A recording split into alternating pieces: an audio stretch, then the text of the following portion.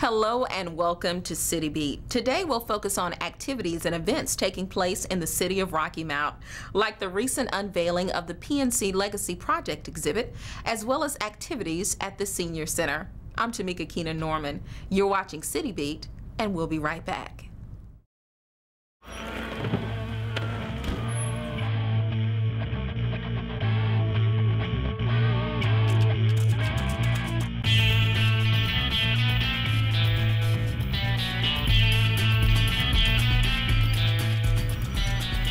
That was hot. So hot. Recycling. Yeah. Hello and welcome back to City Beat. There are many activities to get engaged in the city of Rocky Mount, like the recent PNC Legacy Project exhibit on display at the Imperial Center. The exhibit honors and preserves the history of local predecessor banks. Here's more on the PNC Legacy Project exhibit. Essentially this exhibit originated when PNC acquired RBC. And we wanted to do something that, essentially could tell the story of the bank's commitments to the community here. And I came down to Rocky Mount and I talked to some of the people who had been involved with the banks that were founded in Rocky Mount: Planters National Bank, People's Bank and Trust, and Centura Bank. And we essentially decided that, one, it had the historical resources in addition to some of the things that I found that the banks held on to. There's a very rich local history collection that included photographs by Charles Killebrew. And I really thought that there was a great story to tell about how these banks contributed to the communities here. Yes, as the oral historian on the project, my job was to draw the stories out of the 13 participants who offered their reminiscences of the predecessor banks and their experiences of those banks. And those 13 people included former bank executives, former longtime employees of the banks, and community leaders and longtime customers of the bank. So they all had different perspectives, but very personal perspectives about how the banks help build the community, how they help build their own businesses, and how they help Rocky Mount grow. And another one that stands out was Tom Rogers, who was a longtime employee of People's Bank and Centura Bank, talking about the agricultural cycle of banking, with tobacco being the main crop that drove that there was a seasonality to the bank's activities. They would lend out money in the spring, and there wasn't much activity during the summer. And then when the harvest came in and the farmers brought in their crop, and he said that when you could smell the tobacco all through Rocky Mount, he said you could just smell tobacco during harvest season, and he said it had the smell of money. I am really excited about this exhibit. It is put together by PNC, and it's about Planters and Peoples and Centura, but to me it's really about the city of Rocky Mount and this region through pretty much the 20th century. So it's really a history of the 20th century for us who live here. Well, I came to work in 1973 at People's Bank, and I worked here for People's Bank until it merged with Planters Bank in 1990, and then on through Centura's days and a little beyond. So I was with this organization for about 32 years. I had a lot of different roles at People's and Centura Bank. They ranged from audit and finance to marketing and human resources, operations and technology, strategic planning.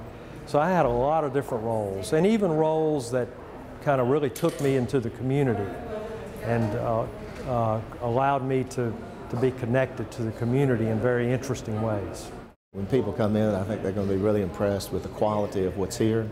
The exhibit, for me, if you look at it, it's not just about banking, it's about the community and really a history of Rocky Mount over a number of years, that kind of the heritage of banking in Rocky Mount, but it also has a lot about community, some of the pictures that are older pictures of people in the community, some of the tobacco industry that was here many, many years ago. So I think for me personally, it's a great way for PNC to create the heritage of what happened here in Rocky Mount, not just from a banking standpoint of view, but really from a historical standpoint of view of what's happened and the growth in Rocky Mount.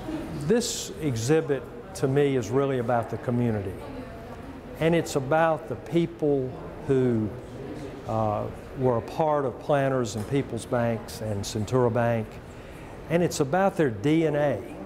Their DNA is characterized by entrepreneurship, by creativity, by innovation, and by determination. And it's done extremely well in terms of the quality of what's here and how it, the timelines kind of circle around the room here and up to where it is today. Plus they have the audio portion that you can pick up and you can hear somebody speaking, people that have actually been involved in the growth of banking here in Rocky Mount. So I think what happens is it's not just a static exhibit, it's also interactive in that you can pick up and you can hear people actually talk about the history of it. You know, I think people who are interested in this place would find something of interest in these panels regardless. But I also think too that it's, you know, we use that to kind of compel people to think about what banks can do, and hopefully they get the message that banks are an integral part of every community, that they shape the commerce, that they contribute to all kinds of philanthropies, that they take part in community activities, they respond in times of crisis, but also too that you know, PNC is interested in getting across the message that this is something that they are pledging to do and to continue into the future. Anyone who's lived in Rocky Mount for any period of time, this exhibit will trigger memories for them about what Rocky Mount used to be like, and then how Rocky Mount has changed and grown and developed over time. And in the lens that we look through, that is the banks, but the banks are really about the community and helping the community grow, and people can tell their own story about how the community prospered and they helped build up the community themselves. These two banks were very innovative. They were leading edge in many ways with online banking and embracing telephone banking in the 1990s. They were very early in that process. They were one of the leading banks in the United States doing things like that. Planters and Peoples both had ATMs back in the early 70s. So there was a strong, innovative part of the DNA that was in those two banks. And then they were very determined to make a difference, to improve the quality of life in our community. They did it through things like economic development and through nonprofit organizations. So those are the kinds of things I would hope people would take away, and particularly younger people would take away from this exhibit, and to come away instilled with a feeling, I can do it, I can make a difference. I don't have to be in Raleigh or Charlotte or Atlanta. I can be right here in this city and make a difference and improve the lives of people who live here. The PNC Legacy Project exhibit. Sound fascinating? Well, check it out at the Imperial Center or visit the website to learn more at pnclegacyproject.com. When we come back, find out about 2 exciting activities at the Senior Center. This is City Beat.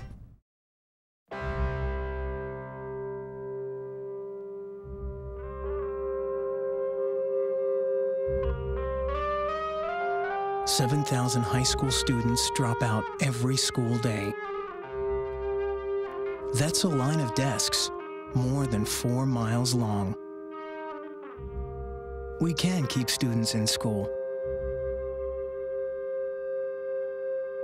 Visit boostup.org and take the first step. I'm Tamika Keena Norman, and thanks again for tuning in to another edition of City Beat.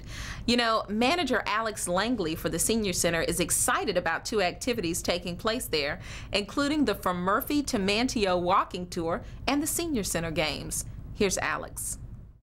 Murphy to Manteo, Highway 64 tour, is a walking program initiative that we're looking at getting started. Actually went to a programming workshop here for Ann Johnson Institute, and it was just something that I saw and really liked. And it's basically what we're going to do is we're going to track miles that our senior participants in our senior center walk. And it's something we've been doing all along anyway. Now we're just providing a new incentive to it. So as they walk the miles, 18 laps in our gym equals a mile. And as they walk those laps and log the miles, we're going to have a map that's in the lobby that's actually going to track their miles that they go across the state of North Carolina. So as they come in each day, they will be able to see how far they have walked.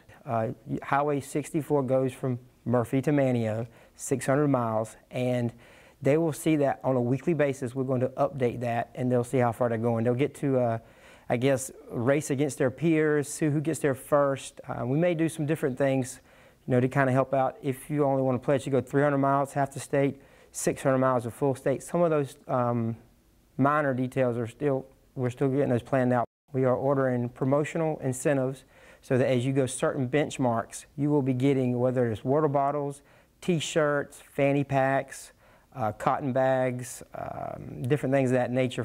The walking program is very popular. We have anywhere from 50 to 75 people that walk on a daily, weekly basis, and they log a lot of miles.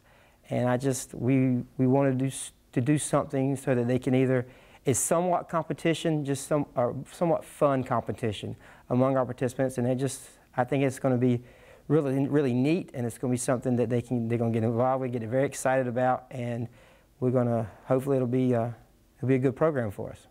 The individual that logs the most miles in that 12-month span will get a plaque, and the plaque's going to basically, I mean, we're still figuring it out, but the plaque's going to just indicate that they were the top Murphy to Manteo walker for the current year. And so we've been thinking about that, and that's just something we're excited about doing, and it's another incentive for the participants of the program. To get involved with the Murphy to Manteo program, just stop by the Senior Center and register and sign up for the program right there on the spot, and just start logging your miles. And if you have those that are interested, they can actually call us. You can call us at the front desk, or you just want to dial me personally, 972-1562, and I'll go straight to my desk, and I'll be glad to give anybody any information that they need in regard to the program.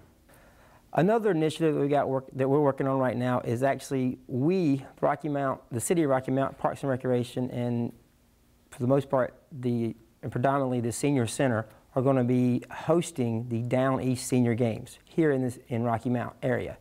The Down East Senior Games is actually a partnership among 5 counties: Nash County, Edgecombe County, North Hetner County, Halifax County, and Wilson County.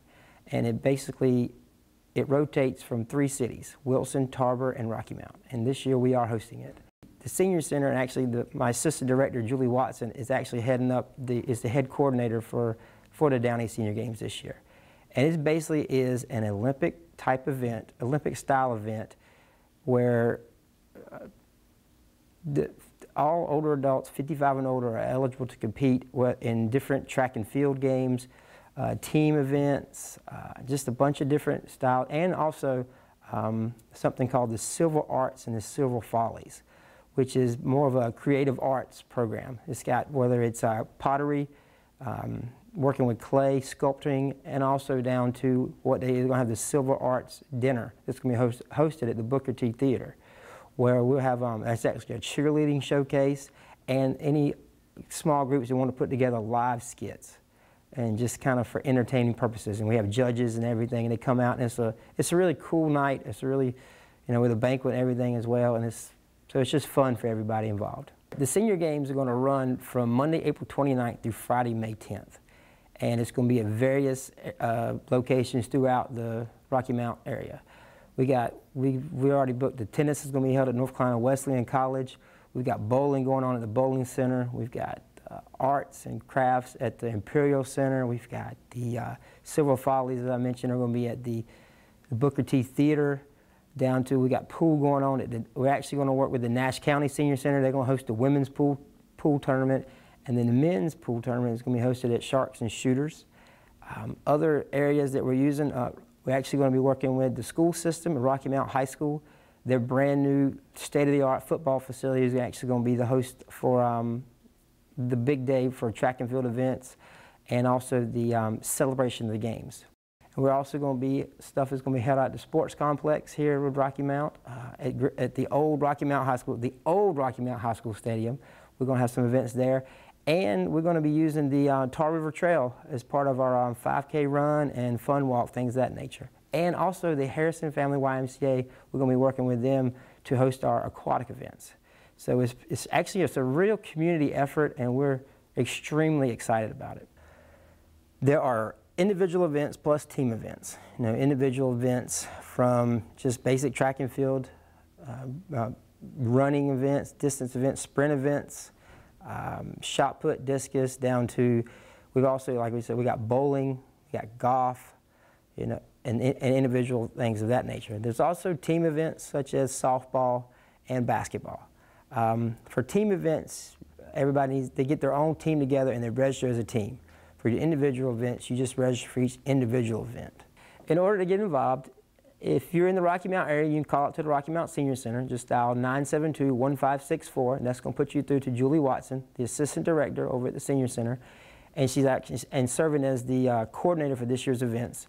And she'll be glad to get you on the list, and we can email you your application, or if you want it, we can mail it to you as well. If you're in a surrounding area, just all senior centers in the surrounding areas are going to have applications on site. Thanks, Alex. And we hope that all of our seniors 55 and up will get involved in both the walking tour and the senior games. Thank you for tuning in to another edition of City Beat. As you can see, there are so many activities to get involved with at the City of Rocky Mount. I'm Tamika Keenan Norman. More of City Beat coming up next week.